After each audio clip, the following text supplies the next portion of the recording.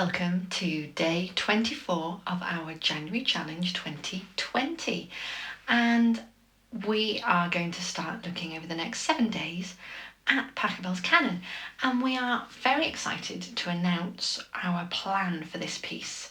So there's a reason we've been asking you all to buy the book.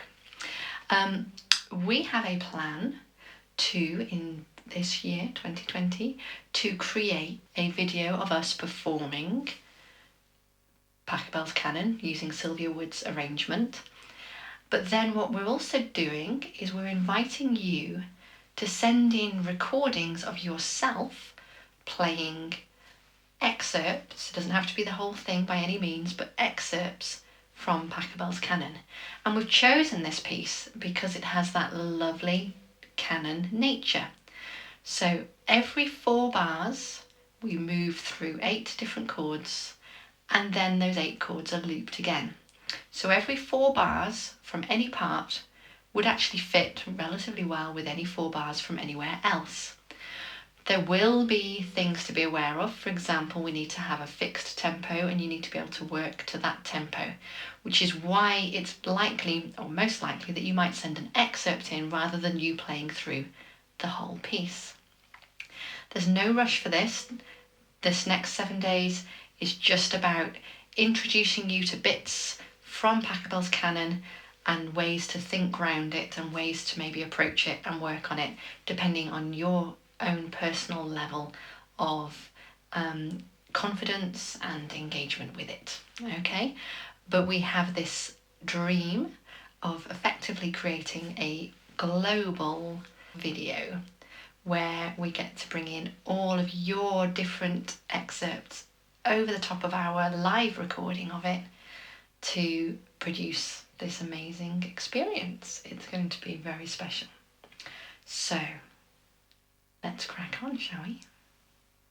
So here we are on day 24 of our January Challenge 2020, and we are looking at Pachelbel's Canon in the key of D.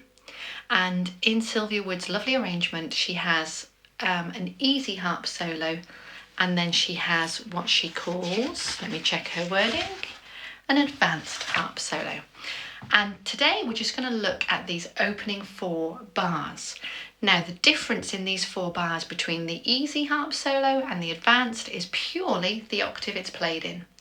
So this is going to set our basis for the actual chord structure that's going to happen. So maybe we can just do our left hand first of all.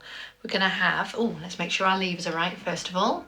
So we need our Ds, to be in D major we need our Cs and our Fs on, as well as our normal levers. Okay, so left thumb is going to go on D with finger 2 on A.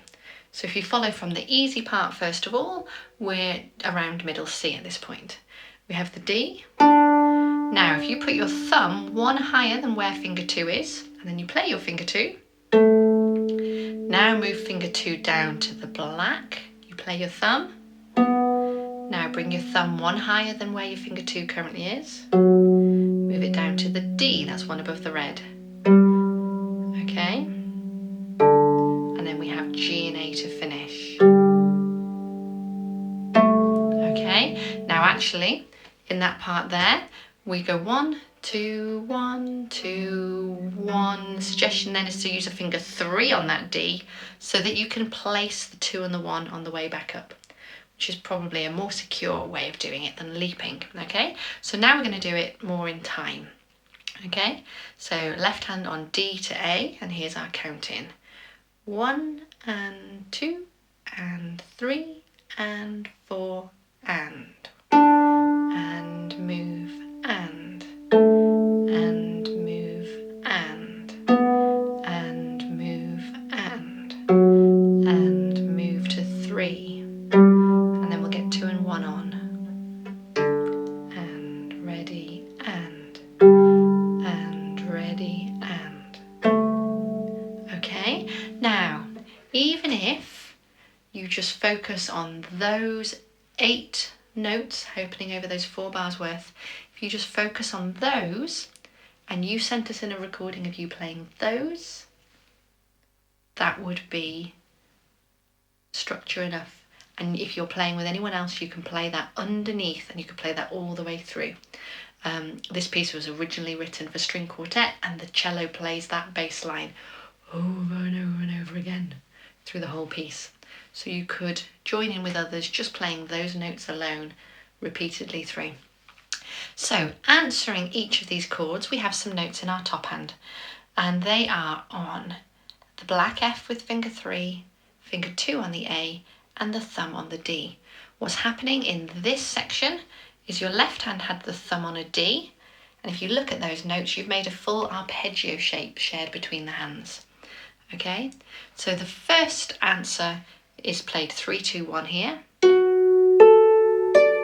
Now, if you take the outer two notes, which was the F and the D, if you move both of those down 1 but leave your finger 2 on the A, you have our second half of that bar, the answer to the second note. Okay, again, move your outer two notes down and allow your finger 2 to move down to the black F. Okay, we play those. Keep the finger 2 back on the black F, but move the outer 2 down again, C, F, A. Okay, move your outer 2 down again, bring your second finger back down to the D, so it's fairly close to the 3. Then we're going to move back up and we're going to create a D triad.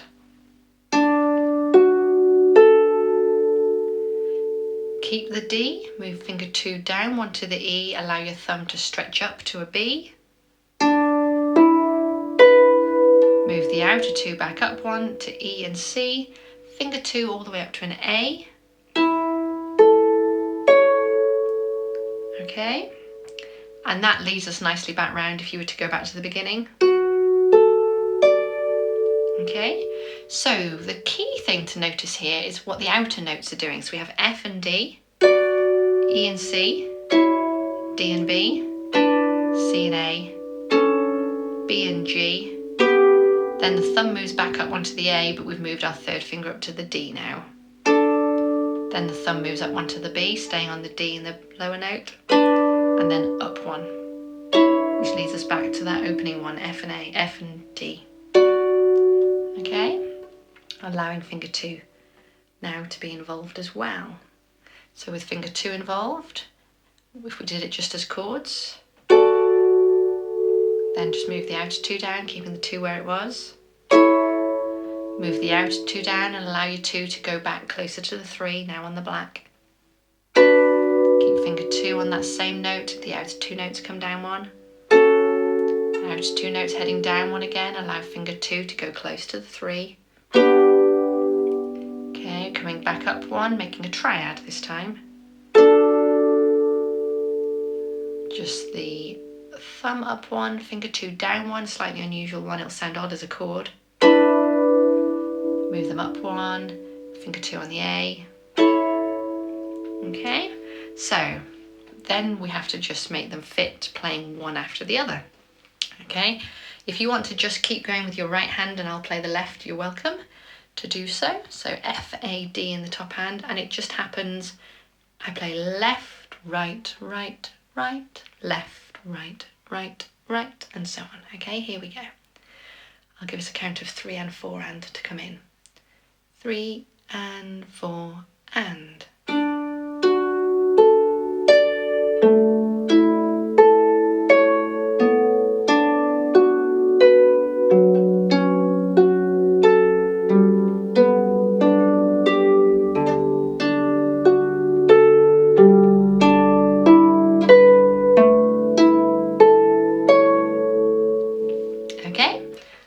Try that again, and this time if you want to add your left hand in, remember it's going D to A, and then we go one above with the B, down to the F, one above to the G, third finger to D, so that 2 and 1 can go on the G and up to the A. Okay, here we go, beginning, same counting, 3 and 4 and.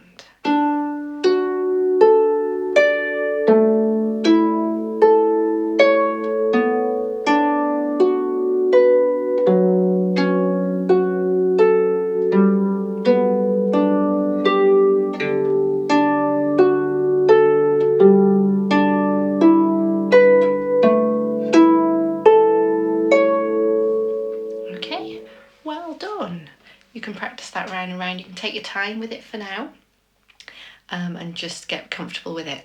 If you were to look ahead at the what's classed as the advanced harp version, same thing, an octave lower.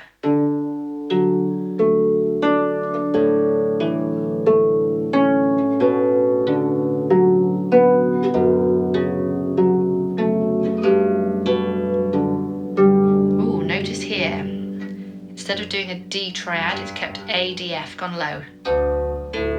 So that's slightly different. And then the left's doing G and A, right hand, like it did an octave higher, D, E, B.